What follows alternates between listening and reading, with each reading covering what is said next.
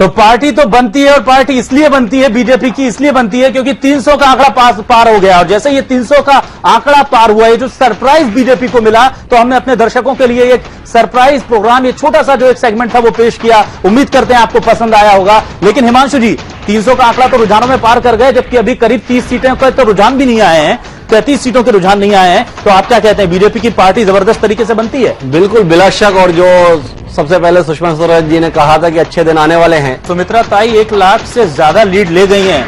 ये माना जाए पॉलिटिकल एक तरह से ये तो रिवाइव कर गई हैं, और ये बहुत बड़ी तरीके से मोदी फैक्टर ने काम कर दिया। कांग्रेस का कमजोर प्रत्याशी माना जाए, कांग्रेस ने वहां पर गुटबाजी के चलते जो प्रचार में कोई बड़ा नेता नहीं उतारा, क्या वजह मानी? देखिए, कांग्रेस का प्रत्याशी कमजोर नहीं था। कांग्रेस का वही प्रत्याशी पिछली बार बहुत मुश्किल 15,000 वोटों से चुनाव हारा था, सुमित्रा ताई से ही।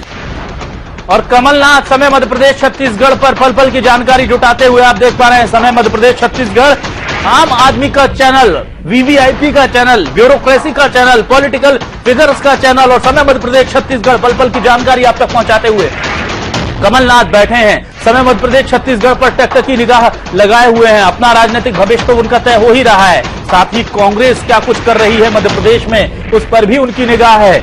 आप देखिए, राव उदय प्रताप सिंह होशंगाबाद से मार्जिनल विक्ट्री नहीं बल्कि एक कॉम्प्रिहेंसिव विक्ट्री की तरफ बढ़ते हुए, और केवल औपचारिकताएं उनकी जीत की बाकी 1.5 लाख से ज्यादा वोटों से आगे हैं। करीब 1.25 लाख के आसपास उनकी जीत तय होगी, ऐसा माना जा रहा है।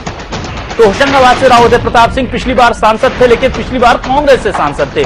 कमलनाथ के बगल वाला इलाका होशंगाबाद नरसिंहपुर क्षेत्र, वो देख रहे हैं पल पल की जानकारी। कमलनाथ खुद आगे चल रहे हैं करीब 20,000 के मतों के आसपास, लेकिन जब वो देख रहे हैं कि मेरे पड़ोस में बीजेपी का एक कैंडिडेट जो कि पिछली बार कांग्रेस की तरफ से लड़ा था, जिसके लिए मैंने प्रचार किया था, बीजेपी से खड़ा होता है और पिछली बार से ज्यादा मतों से जीतता हुआ नजर आता है, क्या कुछ उनकी मनोदशा होगी?